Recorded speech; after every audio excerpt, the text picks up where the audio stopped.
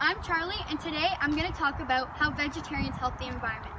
Most people may think that there's only two different types of vegetarian diets, a vegetarian and a vegan, but there's actually multiple. A vegetarian diet is someone who doesn't eat any products from meat, but they still eat legumes, vegetables, fruits, and dairy products and eggs. But there's also a pescatarian diet, which still eats the same things, no meat products, but they eat fish. And the hardest one is a vegan diet. A vegan diet doesn't eat any products from any animals. Fish, no milk, no eggs, no cheese, nothing from the dairy industry, and of course, meat too. Although I named a couple of vegetarian diets, there are still many other ones like polotarian, lacto-vegetarian, ovo-vegetarian, lacto-ovo-vegetarian, and flexitarian.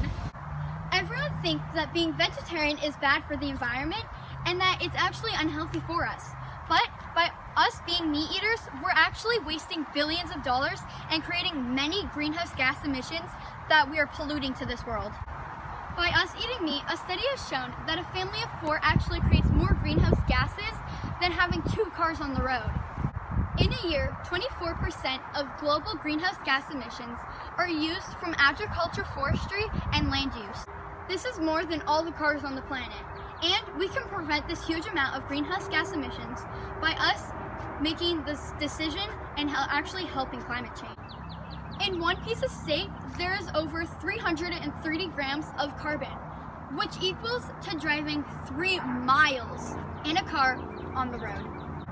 By us being meat eaters, we're not only killing animals, but we're also not allowing people in other countries to have water. Because in one cow, you need 15,000 liters of water, and that's not just like regular water. It has to be fresh water too. But imagine, you also need fresh water for cows, chickens, pigs, and sheep. Which means if we were to stop being meat eaters, we could use that water and send it to poor countries that actually need water. In 1 year, we kill 20 billion chickens, 1.5 billion cows, 1 billion pigs, and 1 billion sheep. That's 3 times the amount of people living on this earth. 56 billion animals are raised in a farm and then injected with growth hormones that allows them to grow faster and way quicker than what they're supposed to. Now I'm going to show you what actually happens to these poor little chickens in a slaughterhouse.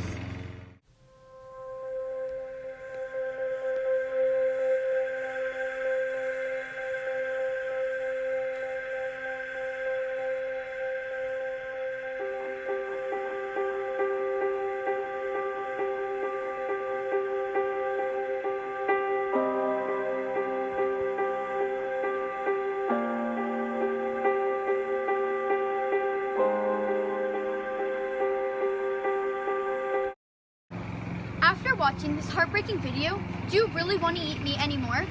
These poor little chickens are actually only living for 40 days. That's right, I said 40 days, because they're brought to a slaughterhouse, injected with growth hormones, killed, and then packaged, and you're eating them right now. This doesn't just happen to chickens, but it also happens to cows, pigs, and sheep, and many other animals. Could you imagine being taken from your family right after you've been born?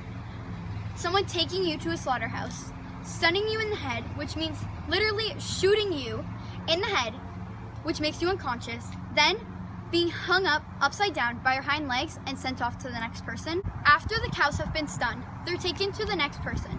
The next person is called a stickerman, who stabs the cow in the throat and allows it to bleed out. Then they're brought to a high voltage electrical stimulation that numbs all of their nerves so they can't feel anything. After that, someone is taking off all of the meat on its bones. Then someone else comes, takes off all the leftover meat because obviously they're not going to be able to get it off. And most time that meat is the flesh. It's taken off, combined with its organs that are still able to eat, and then formed into the shape of a hot dog and a hamburger. That's probably one of the most nastiest things I've ever heard. And now I know I'm for sure never going to eat meat again. I asked a couple people around my school if they ever thought of going vegetarian, and here are some of the responses. Have you ever thought of going vegetarian? Why and why not? I've definitely thought about it before because of all the health benefits, and also I don't really agree with what they do to the animals, like in order to get the meat. Except since I play sports, I don't know how to find the energy without the protein from the meat. Because I like meat, but don't take that the wrong way. I'm vegetarian because it is good for the environment and it's healthier for your body. No, because cows cause global warming. No, because I'm an athlete and I need my protein from meat. No, because I prefer eating meat and I don't worry about vegetarians. See how many people still eat meat because of sports. But today we're going to head over to the All-Canadian Superstore and find different alternatives for what we can eat for vegetarians and people part of the vegetarian diet. Currently in front of the Real Canadian Superstore. We're going to go inside and interview a couple people, and then we're going to find some different alternatives for us people who are vegetarian to find our protein and vitamins that we need in a day. Come on. I eat meat because it's healthy and delicious and yummy. Do you think it's necessary to have all this meat right here?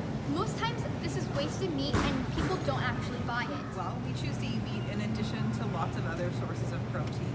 So we like, for instance, ground chicken that we just picked up right now. Hi, Dad. Whoa. And you like meat too. I, by accident, deleted the clip, but as I was saying, at the grocery store, the people that I interviewed said that they choose to eat meat because it's either tastes good and it also gives them their source of protein that they need in a day. But many people don't realize that the meat that you eat, there's still other alternatives that still give you the same amount of protein that you need in a day. And they could definitely go vegetarian and still get the same amount of protein they need. Today, I'm going to find different types of protein, fats, and carbs that you need in your day. Because I'm 105 pounds, I need to have 37.6 grams of protein a day. But a way to calculate that is by multiplying the amount of how much you weigh times 0.36. I'll go around the store and find some products that you will probably need in a day of being vegetarian. I'll get right back to you as soon as I find the ingredients. See, you don't really need that much stuff for a healthy and sustainable meal, right? And as you can also see, there's a lot of things here. Do you really think that I'll be able to eat this all in one day? No. So we can definitely use these eggs in a couple of days, and I won't be able to finish all this milk today too. All this food only costed $42. And guess what? This is gonna feed me for almost a whole week. That's perfect. I wanted to be a vegetarian in October, but my family wouldn't help me through it, so it was really hard for me to stick to it. So then I continued to eat meat. But then my mom started watching these documentaries about what happens to these animals, like that video that I showed you about those chickens. Then she decided that we really need to stop eating meat because it's not bad for us, but it's also bad for the environment. So we decided to go vegetarian in 2019. First, it was kind of hard because going to your friend's house, trying to figure out dinners, but like quick dinners when you don't know what to eat, it was really hard to figure out what we could eat and what we had in the house to eat. But once you get the hang of it and you're actually good, then you can do it.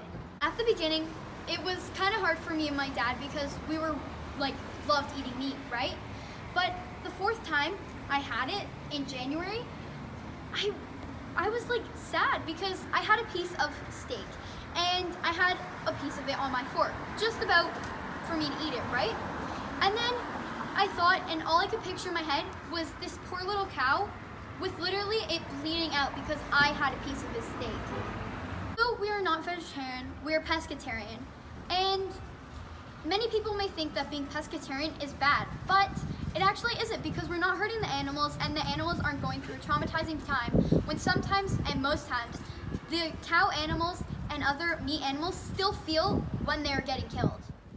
Once we went pescatarian, I feel like my body at the beginning was kind of a little bit of mixture of healthy and non-healthy because I wasn't getting the right amount of protein and I am a picky eater, so I wasn't getting the right amount of foods I need a day. But after us being pescatarian for a while, I feel like my body started to develop how we are supposed to be eating and it just made it so much easier, and now my body feels better than what it was when I started eating meat. Many people may think that going vegetarian is actually bad for you because of you're not getting the right amount of protein, carbs, and fats you need a day, but from what I've showed you, I think you can get the right amount of protein, carbs, and fats you need a day. And it's not only that, but it's also, there's different alternatives that you can still eat that still gives you the same amount of vitamins and things that you need in your daily meals. There's this alternative called Beyond Meat, which is an all plant-based product that looks and tastes just like you're eating meat. There's Beyond Meat sausages, hamburgers, like beef, ground beef that looks like tacos, like has the flavor of tacos, and there's also the pasta one too. But many people think that because it looks and tastes like meat, there's chemicals in it that actually will hurt your body. But first of all, there isn't. And second of all, if you're eating other products that have like barbecue flavor or bacon flavor, those also could have those chemicals that Beyond Meat, that you think Beyond Meat has, but actually doesn't. From what I've showed you, I think that everyone should go vegetarian because it's not only going to help the planet, but it's also going to be decreasing the amount of greenhouse gas emissions into the earth, and the humans will also be contributing to the health and sustainability to these poor animals.